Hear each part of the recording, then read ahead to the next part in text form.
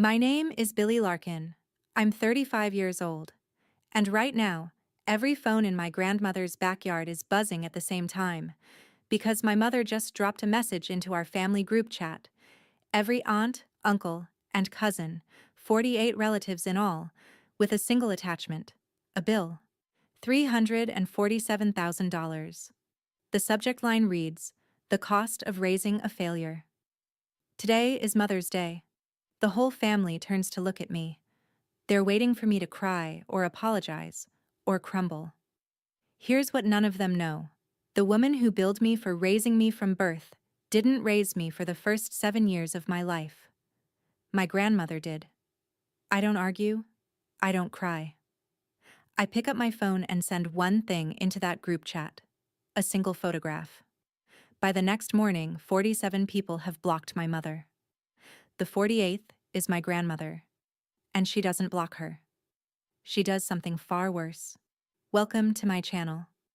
Before I tell you the rest, if this story grabs you, hit like and subscribe. But only if you genuinely want to hear more. And tell me in the comments, where are you watching from, and what time is it right now?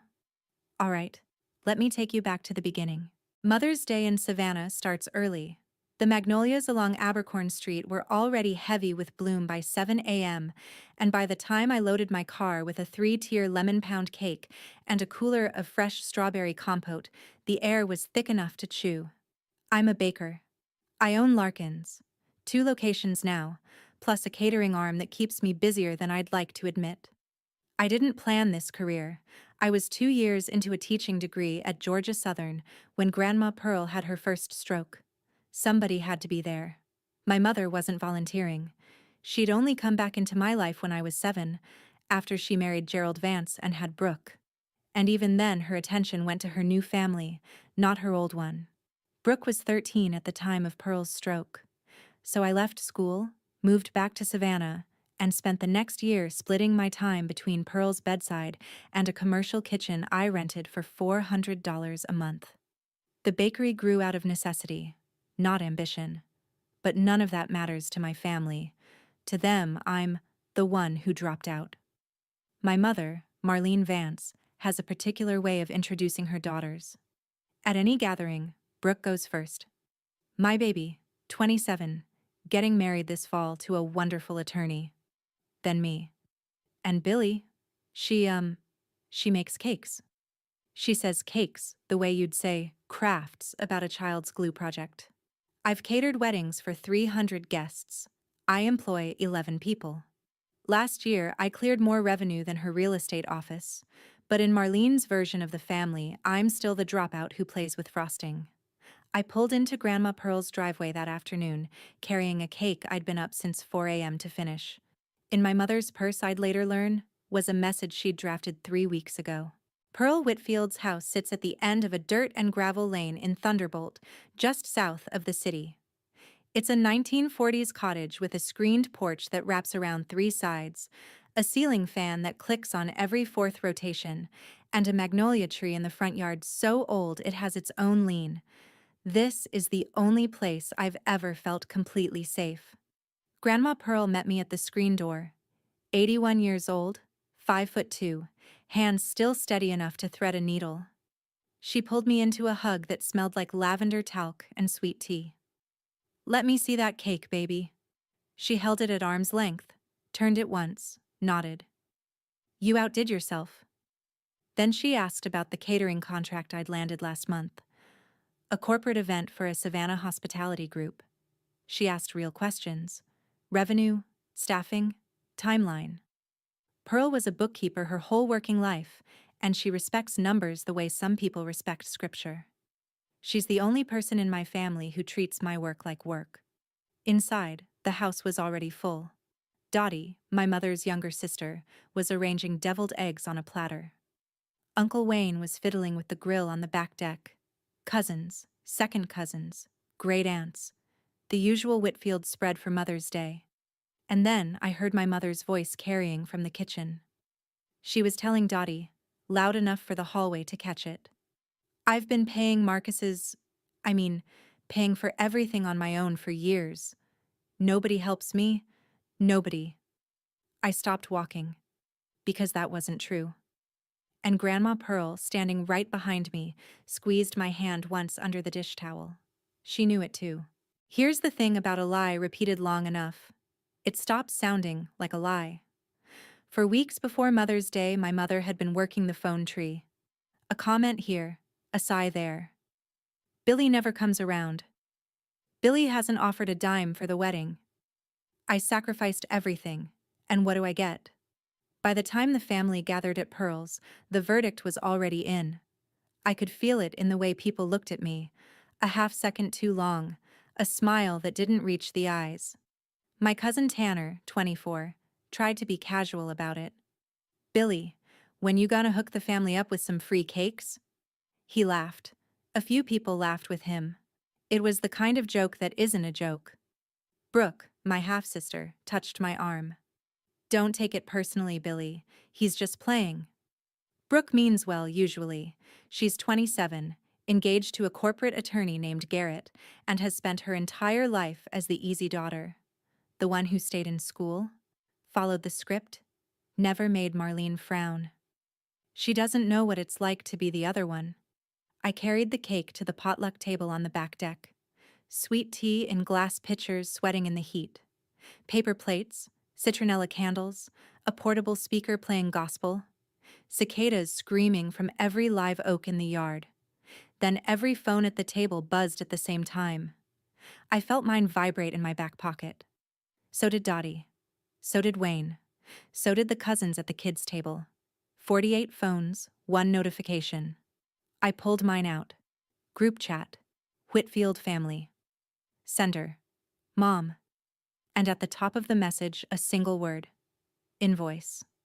My mother set her glass of sweet tea down, smiled, and said, "Everyone, check your phones for me."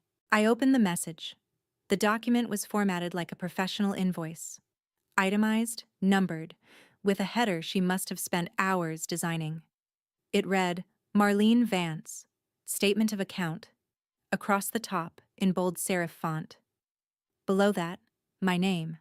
And then the line items: prenatal care and delivery, $9,000. Infant and toddler care, ages 0 to 3, $22,000. Childhood expenses, ages 4 through 7, $38,000. School years, ages 8 through 18, $96,000.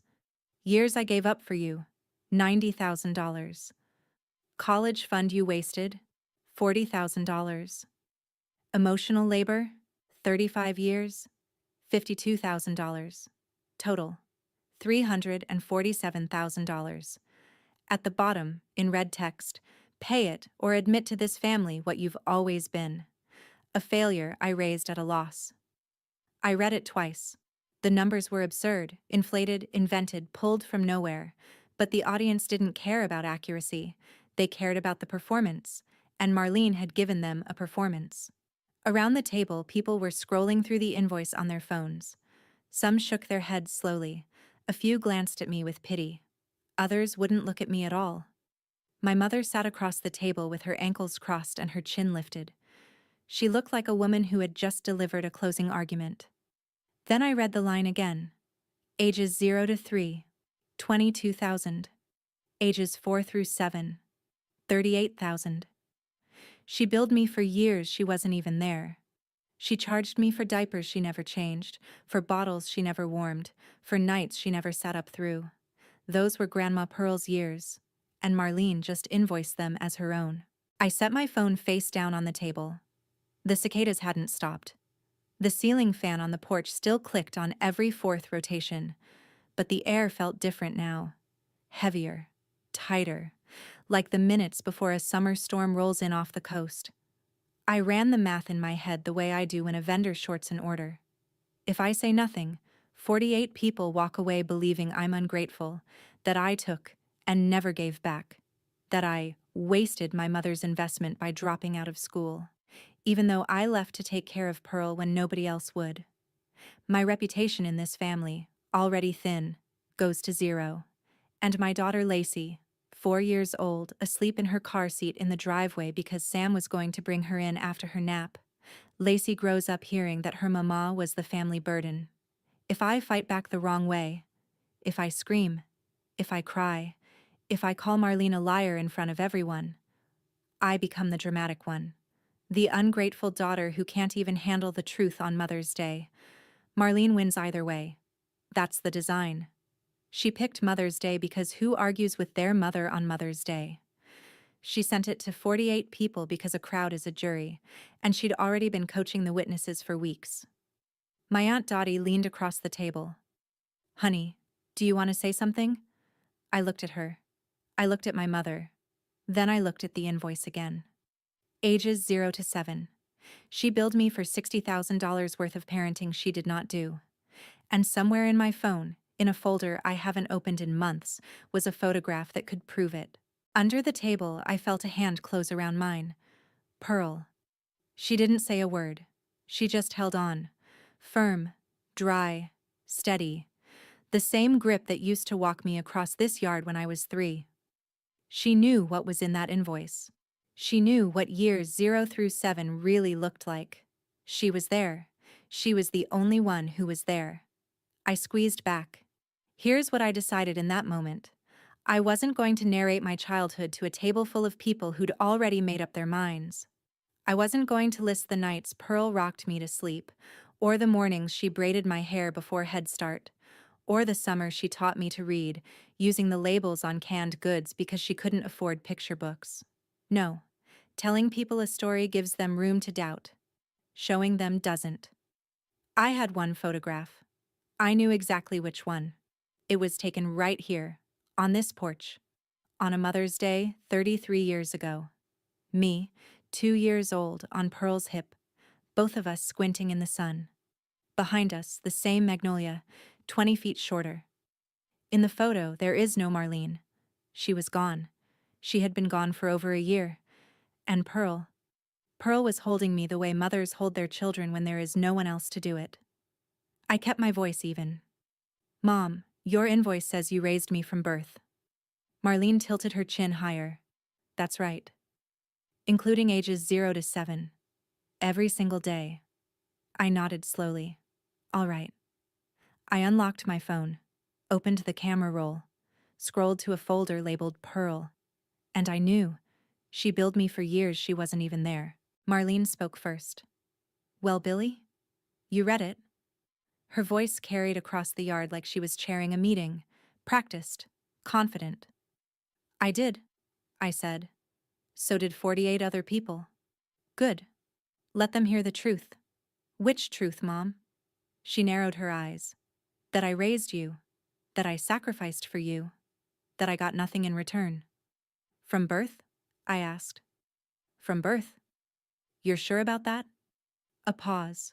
Half a second. Maybe less. Her smile didn't change, but her fingers tightened around the arm of her chair. Uncle Wayne, 73, sitting in a lawn chair near the grill, cleared his throat. He didn't say anything yet. He just tilted his head the way older men do when something doesn't add up. Marlene noticed. She turned to him fast. "Wayne, you remember. I was there every day." Wayne scratched his jaw. "Marlene, I remember Pearl having that baby quite a bit." "Temporarily," Marlene said. "While I was working?" "Working where?" Wayne asked.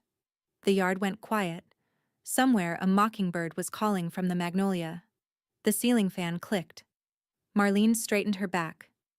"I don't have to justify myself to you, Wayne." Then she turned to the rest of the table. "I don't have to justify myself to any of you. I'm the one who raised both my girls. I'm the one who went without so they could've." Dottie, who had been watching this with her fork frozen halfway to her mouth, lowered her plate. "Marlene, she has a point. Where exactly were you those first years?" Marlene's jaw clenched. "I was getting my life together. That's what mothers do. They rebuild." "And who had Billy while you were rebuilding?" Wayne asked. That's when Pearl set her fork down. I could feel the table shifting. Not physically, emotionally. The people who'd been nodding along with Marlene 5 minutes ago were now looking between her and Wayne, between her and Pearl, and the math wasn't adding up. I pressed, but gently. "Mom, Your invoice lists infant care at $22,000. That's right. And childhood expenses, 4 through 7, at $38,000. I raised you, Billy. What address were we living at when I was 3? Silence. Marlene blinked. We moved around. We didn't move around, Mom. I lived here. At this house. With Grandma. That was temporary. I already said that. 3 years is temporary? I was working, Billy. I was building a career so I could give you a future. Her voice climbed half an octave, and I recognized it. The tone she uses when a real estate deal is going sideways, and she needs the buyer to stop asking questions. Around the yard, phones were still glowing. People were rereading the invoice, and now they were reading it differently. Tanner lowered his phone. Aunt Dottie's lips were pressed into a thin line. I wasn't shouting. I wasn't calling her a liar. I was just asking dates and addresses, and the dates and addresses weren't matching the invoice. My cousin Tanner, the same one who'd joked about free cakes an hour ago, looked at his mother, Dottie, and whispered something I couldn't hear. Dottie nodded, then turned to Marlene. Marlene, she's got a point. Marlene's nostrils flared. You're all going to take her side? After everything I've done? Nobody answered. The cicadas filled the gap. I hadn't shown the photograph yet. I wanted to see how far she'd go. Marlene did what Marlene always does when she feels the room slipping. She stood up. She pushed her chair back, pressed both palms flat on the table, and addressed the crowd like a pastor at a revival. Let me be clear, she said. I carried that girl for 9 months. I gave birth to her. I came back for her. I enrolled her in school. I drove her to every activity, every doctor's appointment, every... You enrolled me in 3rd grade, I said. I was 8. Another silence. Because enrollment in 3rd grade means someone else handled kindergarten, 1st and 2nd, and everyone at this table went to school. They know the timeline. Marlene's voice sharpened. You are twisting everything. I'm not twisting anything. I'm stating a grade.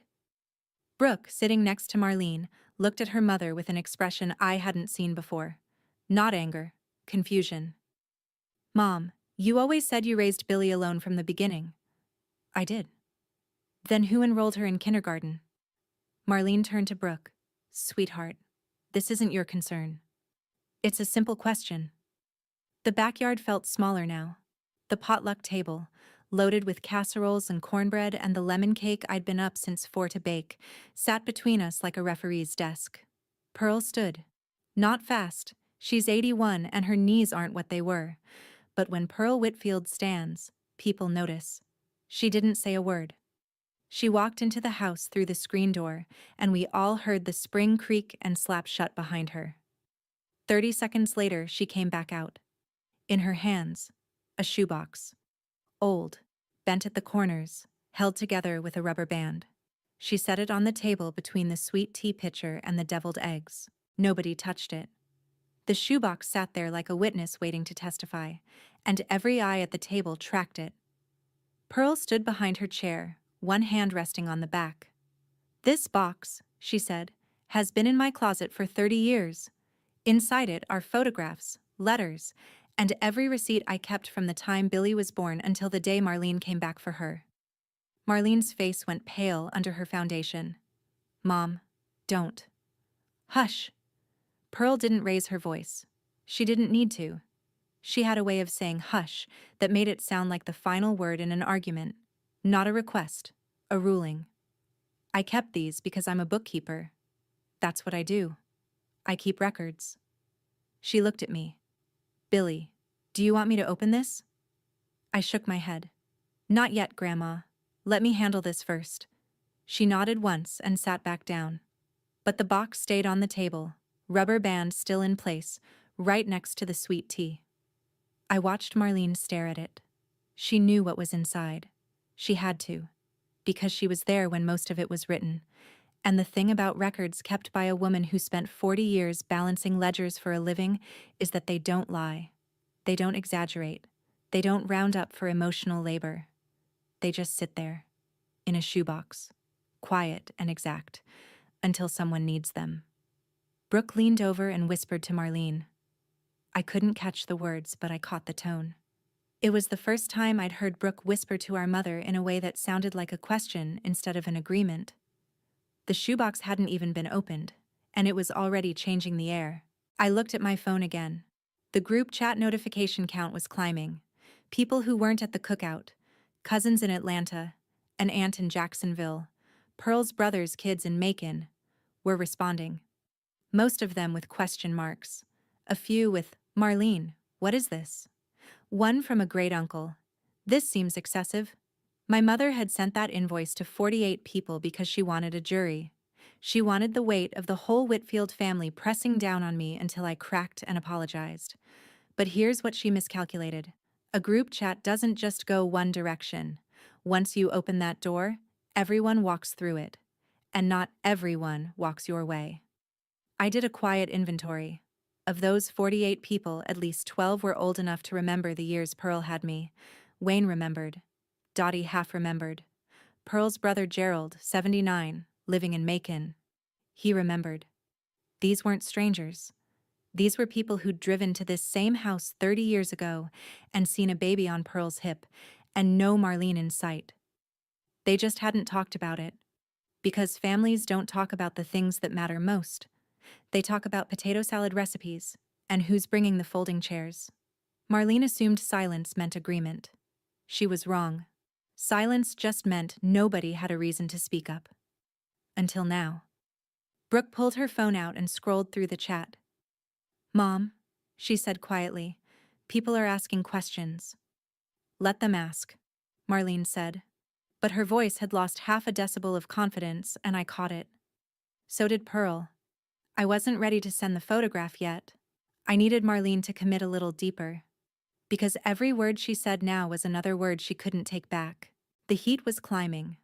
5:30 p.m. in coastal Georgia, and the sun was still heavy, pressing through the porch screens, throwing long shadows across the table.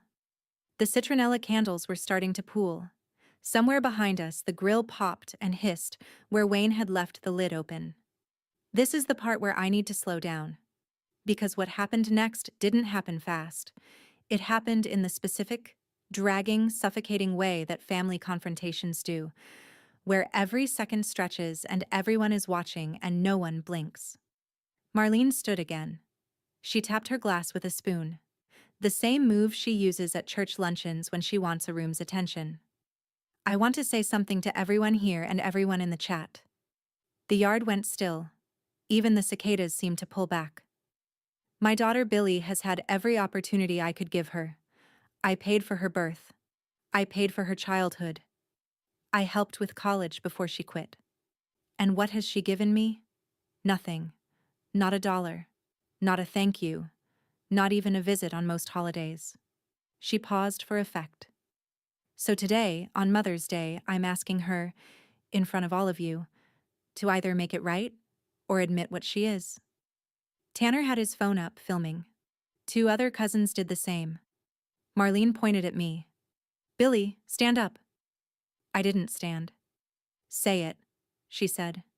"Say thank you, Mom, for everything you sacrificed." I looked at her. No. The word sat in the air like a stone dropped into a pond. No. No. Because the invoice is wrong. And you know it. Marlene didn't flinch. She turned to the table like a lawyer presenting to a jury. "You see this? 35 years, and she can't even say thank you.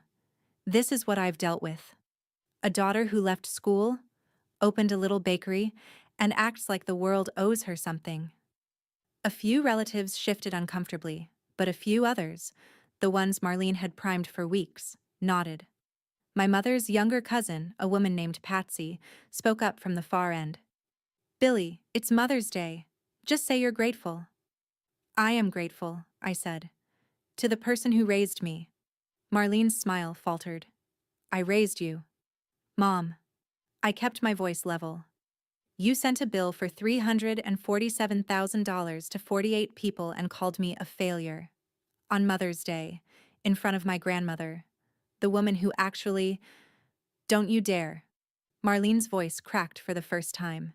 Not from emotion, from control slipping. "Don't you dare sit there and pretend I wasn't your mother. I'm not pretending anything. I'm asking you to be honest about the timeline. I was there. She shouted it. The yard absorbed it. A child at the far table started crying. Brooke put her hand on Marlene's arm. Mom, sit down, please. Marlene shook her off.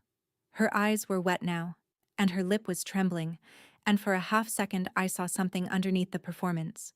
Something raw, and human, and desperate. She needed this to be true. She needed the story she'd told for 30 years to hold, because if it didn't, then what was left?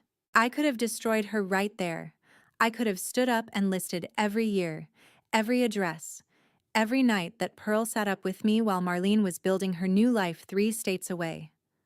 I could have told the table about the monthly checks I'd been sending Pearl for the last 6 years, for the roof repair, the physical therapy after the second stroke, the new water heater, because I was the one taking care of the woman who took care of me. But that's not how you win a fight like this. You don't win by out-talking someone who has rehearsed their version for 30 years. You win by showing something they can't talk around. Mom, I said, you billed me for ages 0 to 7. I raised you. Then you'll recognize what I'm about to show everyone. I picked up my phone, opened the camera roll, scrolled to the folder, found the image. It was a Polaroid, scanned years ago. Faded, slightly overexposed, the colors gone amber the way Polaroids do. In it, a woman stands on this very porch, the same screens, the same magnolia, the same warped floorboards, holding a baby on her hip. The baby is wearing a yellow onesie. The woman is smiling. She has flour on her apron. The woman is Pearl. The baby is me. And the date, written on the white strip at the bottom in Pearl's careful handwriting, May 9th, 1993, Mother's Day. There is no Marlene in the frame. There is no Marlene in the house. There was no Marlene in my life that year. I looked at my mother. I looked at the group chat still open on my screen. I typed one line beneath the photo. Happy Mother's Day to the woman who actually raised me. My thumb hovered over send. I want you to understand something. I didn't plan this. I didn't come to Mother's Day dinner with a strategy or an ambush. I came with a cake. I came because Pearl asked me to come, and because even after everything, I still showed up when family called. But Marlene sent a bill. She called me a failure in front of 48 people. She charged me $60,000 for 7 years of parenting she didn't do.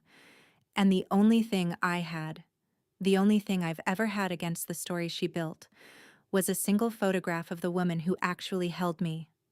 I pressed send. The photo dropped into the group chat at 5:47 p.m. on Mother's Day. Every phone on that porch buzzed simultaneously.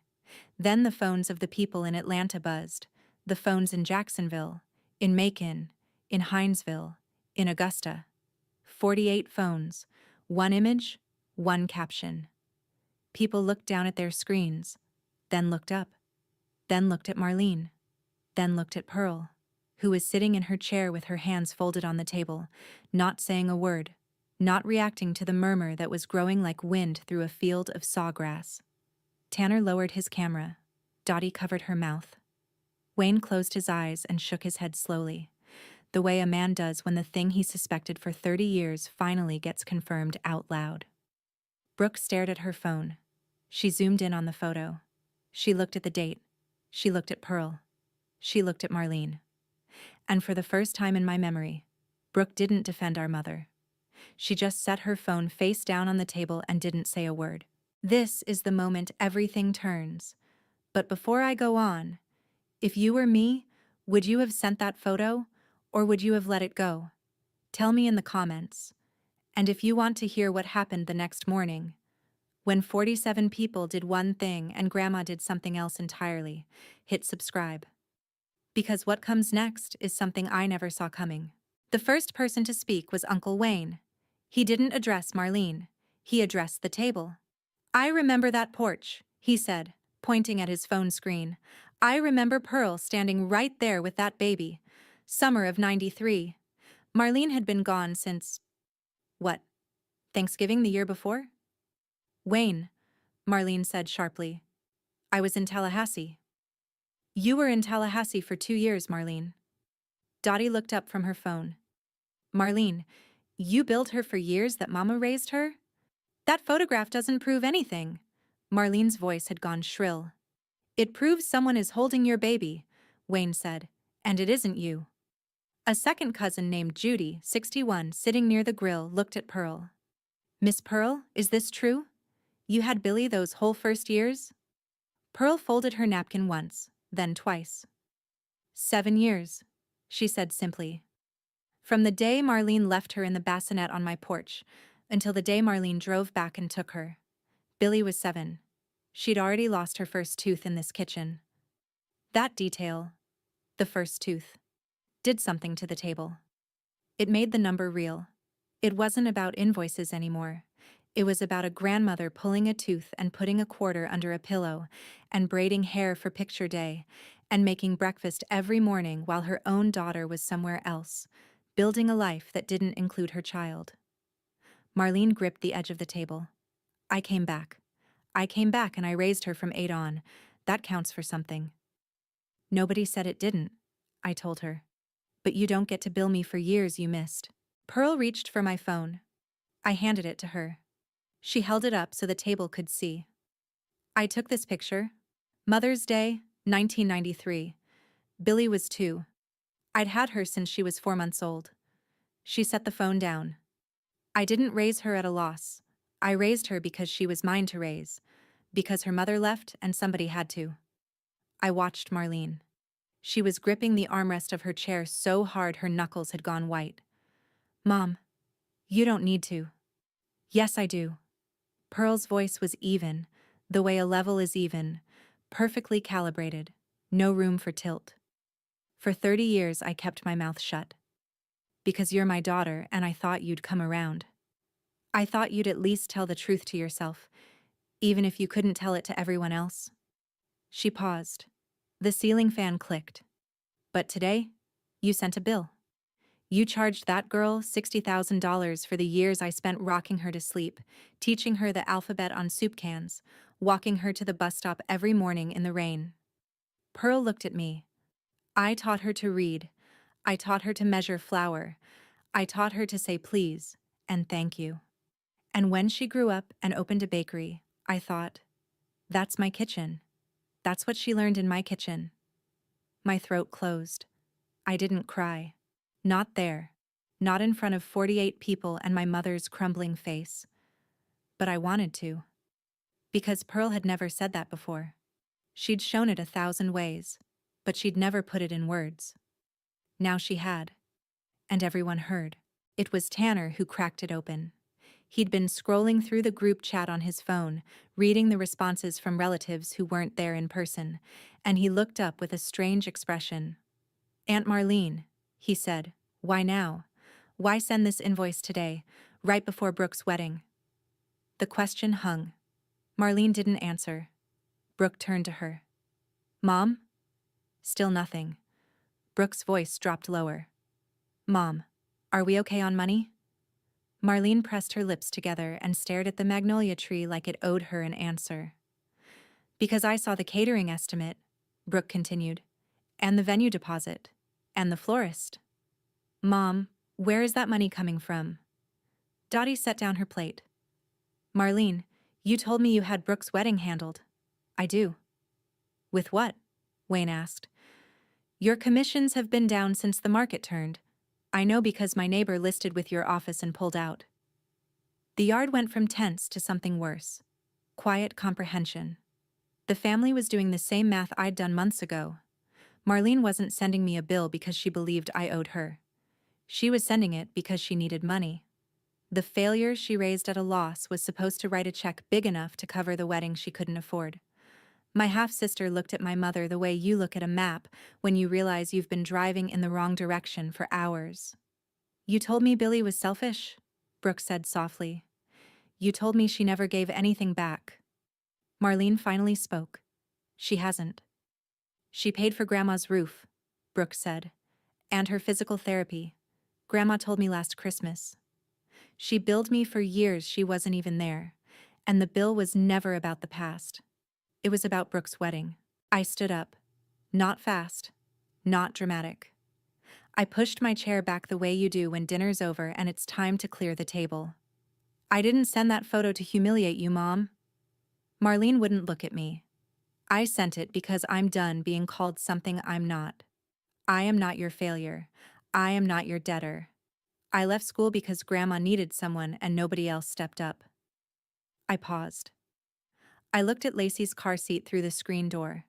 Sam had brought her in, and she was on a blanket in the living room, asleep with her thumb in her mouth. No idea that her mother's family was unraveling 10 feet away. Don't ever call me a failure in front of my daughter. I said it calmly. I said it once, and I meant it for the rest of my life. Then I sat back down and put my hand on Pearl's arm. Thank you, Grandma, for everything you did, for everything you're still doing. Pearl patted my hand. Her eyes were wet but her jaw was set, and she nodded once, the way she does when the books balance and the numbers are right. Marlene was looking at the shoebox. She knew what else was in there. She'd known all along. This is over, she said, standing. I'm leaving. That's your choice, I said. She grabbed her purse. Brooke didn't move. Brooke, let's go. I'm staying, Brooke said. Marlene stared at her. Excuse me? I'm staying. I want to talk to Grandma. My mother walked off the porch alone. Her heels clicked on the gravel driveway, and then her car started, and then she was gone. The magnolia leaves didn't move. The sweet tea sweated on the table. Nobody touched it. That night, I couldn't sleep. Sam had put Lacey to bed and was sitting next to me on the couch, not talking, just being there, which is the thing he does best. I scrolled through the group chat. It had been going for hours. The Polaroid sat at the top of the thread like an exhibit in a trial, and beneath it, message after message after message. Cousins I hadn't spoken to in years were weighing in. Pearl's brother Gerald, 79, in Macon, typed in all caps the way older people do. I remember Pearl having that baby. Marlene was not there. This is the truth. Dottie sent a voice note. I played it low. Marlene, I love you. But this was wrong. You know it was wrong. Judy from the Grill posted a photo of her own, a Whitfield family reunion from 1995. In it, Pearl is holding me on her lap. I'm about 4. Marlene is nowhere in the frame. By 10 p.m., people had started leaving the group. Not just muting it, leaving, then blocking. I didn't ask them to. I didn't suggest it. But one by one, 47 members of the Whitfield family group chat either left the conversation or blocked Marlene's number entirely. Sam watched the count with me. 44, he said. Then, 46. Then, just before midnight, 47. There was one person left who hadn't blocked Marlene. Pearl. I texted her. Grandma, are you okay? She responded 3 minutes later. I'm fine, baby, I'm not blocking her. You don't have to. I know. But I'm not finished. I stared at that message for a long time. I'm not finished. I didn't know what she meant. I would by morning. 47 people blocked my mother. The 48th, Grandma, didn't. What do you think she did instead? Forgave her? Or something heavier? Guess in the comments before I tell you. And if you're hooked, subscribe. Because what Grandma did the next morning is the part of this story I will never forget. It's the part I still think about at night. The next afternoon, Pearl called a gathering. Not through the group chat. By phone. One call at a time, the way she's done it for 60 years. Come to the house, 3 o'clock. I have something to show everyone. I drove over with Lacey in the back seat and a pit in my stomach. Sam stayed home. He said this was a Whitfield thing, and he was right. When I arrived, the porch was full again. Dottie, Wayne, Tanner, Judy, Gerald, who'd driven 3 hours from Macon, a handful of others. Brooke was there too, sitting on the porch swing with her arms folded, looking like she hadn't slept. No Marlene. Pearl was sitting at the head of the potluck table, which had been cleared of everything except the shoebox. She looked smaller than yesterday, and I wondered for a moment if this was too much for her. The confrontation, the heat, the weight of what she was about to do. Then she looked up at me and I saw it. That steel behind the softness. The same look she used to give me when I was 8 and came home crying from school. The look that said, "We handle this." "I kept this box for 30 years, Pearl said. Her voice was clear. "I kept it because I hoped I'd never need it. I kept it to protect my daughter." She pulled the rubber band off the shoebox. "But yesterday Marlene stood in my yard on Mother's Day and called my granddaughter a failure. She charged Billy for years of love that I gave freely, so I'm done protecting her." She opened the lid. Inside, a stack of photographs, a small leather-bound expense notebook, and a single folded letter, yellowed at the creases. Pearl unfolded the letter carefully, the way you handle something that might tear. It was written in blue ballpoint on lined notebook paper, the kind you buy in a 3-pack from the dollar store. The handwriting was small and slanted. Marlene's handwriting. Pearl held it up. "This is the letter my daughter left on my kitchen table the night she brought Billy to me. November 14th, 1990. She didn't read it aloud. Not all of it. She read 3 lines. The first: "Mom, I can't do this." The second: "She's too much. I'm not cut out for it." The third, and Pearl's voice caught for just a moment before she finished: "Please take her. I'll come back when I'm ready." And the word that appeared twice in the margins, scrawled like an afterthought: failure. The porch was silent, not the polite silence of people waiting their turn. The absolute silence of people understanding, all at once, that the story they'd been told for 30 years had been backwards. Marlene hadn't sacrificed for Billy.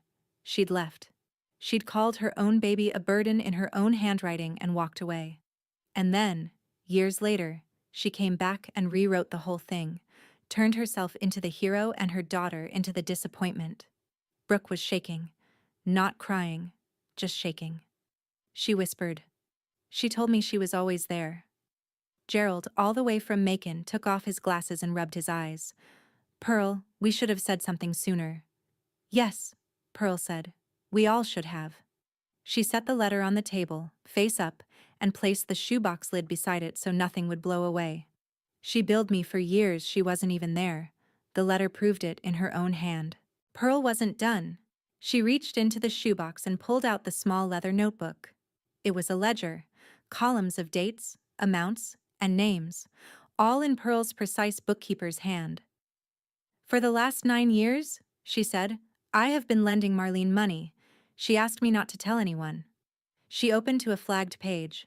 $2,000 when her car payment was late, $5,000 for a closing that fell through, $12,000 toward Brooke's wedding venue deposit. 800 here, 1,500 there. She closed the book. "I kept records because that's who I am. The total comes to $41,600. Dottie put her hand over her mouth. Wayne exhaled hard. "So, when she said nobody helps her?" Dottie asked. "She was being helped," Pearl said. "By me. Every time. And she never told a soul." I hadn't known the full amount. I knew Pearl had helped. Pearl had mentioned it once, in passing, the way she mentions everything, like a footnote in an audit.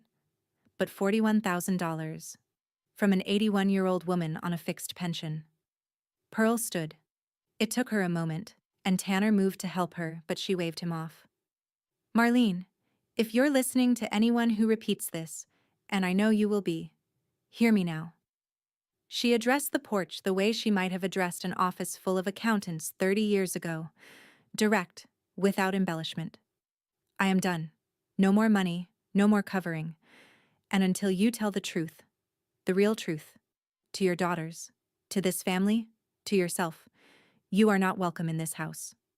That was it. No shouting, no cursing, no tears. Just a line, drawn by an 81-year-old bookkeeper, in permanent ink. After Pearl finished, Brooke came to me. She was standing on the porch steps with mascara tracks on her cheeks and her engagement ring catching the late afternoon light. "Billy." I waited. I believed her. My whole life, I believed everything she told me, that you were selfish, that you walked away, that you didn't care. She wiped her face with the back of her hand. "I'm so sorry." I hugged her. I didn't plan to. It just happened, the way it does when someone you've been distant from finally stops pretending. She held on longer than I expected. I didn't know about the letter, she said into my shoulder. I didn't know she left you. I know. And the money you've been sending Grandma, the roof, the therapy, all of it. Mom told me you never contributed to anything. Mom told you a lot of things. Brooke pulled back and looked at me. What do I do now? You figure out what's true, and you go from there. I didn't pile on. I didn't list Marlene's sins or demand that Brooke pick a side. I didn't post anything online. I didn't call anyone to make sure they'd heard the story the right way. I'd said what needed saying. The photograph said the rest. And the letter in Marlene's own handwriting, said everything else. On the drive home, Sam asked if I was okay. I watched the Spanish moss blur past the window. Lacey was singing to herself in the back seat, something she'd learned from Pearl. An old lullaby, the one Pearl used to sing to me when I was the age Lacey is now. Yeah, I said. I think I'm okay. 2 weeks later, the fallout had settled into something measurable. Marlene lost her seat on the church hospitality committee. Asked to step back, which in Southern Baptist circles means exactly what it sounds like. 3 real estate clients withdrew their listings. Word travels in Savannah, not fast, but thoroughly, the way water seeps into a foundation until one morning you notice the crack. Brooke's big wedding was canceled. Not the marriage, just the production. She and Garrett went to the courthouse instead. She wore a white sundress and told me afterward it was the best decision she'd made. Turns out I didn't need 200 people watching me say I do. I just needed to mean it.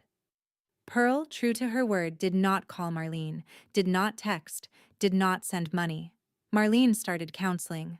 I heard through Brooke she cried for 40 minutes in the second session. I didn't feel satisfaction. I felt tired. My own life didn't change in dramatic ways. I went back to work on Tuesday and rolled out 600 biscuits for a corporate breakfast. That's what a bakery is. Not a story, just a schedule. But cousins who hadn't called in years started calling. Tanner, who'd joked about free cakes, showed up and asked if I was hiring. I was. In July, the Savannah Waterfront Association offered me the Fall Festival catering contract. 3 days, 4,000 attendees. It had nothing to do with the drama. They'd been watching my work for a year. What I did post, weeks later, was a photograph. Pearl, 81, eating lemon pound cake at my shop counter, flower in her hair. Caption: The woman who raised me. Marlene liked the photo, didn't comment, just tapped the heart. It wasn't an apology. It wasn't enough. But it was the first honest thing she'd done in 30 years. In August, Pearl invited me for supper. Pot roast, good china, sweet tea from scratch. I didn't open that box to hurt your mother, she said. I opened it because she stood in my yard and called the result of my work a failure. She set the spoon down. I chose to raise you when I was 50, and my pension barely covered one person. I'd do it again every day, but I will not sit in my own house and let someone charge you for my love. You didn't destroy her, she said. She did that herself. You just stopped carrying her lie. We ate with the screen door open, magnolia and cut grass in the air, the ceiling fan clicking on every 4th rotation. Thanksgiving. Pearl's house again. Table set for 14. Smaller, but everyone here chose to be here. Through the kitchen window, I see Marlene's car. She sits behind the wheel a full minute, then walks in and asks Pearl if she can help. Pearl hands her a paring knife. Carrots. When she sees me, Billy, I'm glad you came. I said I would. Your shop, the festival contract. That's really something. Thanks, Mom. No hug, no tearful reconciliation. She's in therapy. She's trying. After dinner, I sit on the porch with Lacey and pull up the Polaroid on my phone. See that lady? That's your great-grandma Pearl. And that baby? That's Mama. She's holding you, Lacey says. Yeah, baby. She held me a long time. My mother sent me a bill for $347,000 to prove I was a failure. I answered with one photograph. And the truth raised me all over again. If this story stayed with you, hit like and subscribe. If you've ever stood up for yourself and your own family, tell me in the comments. Check the description for more stories. See you in the next one.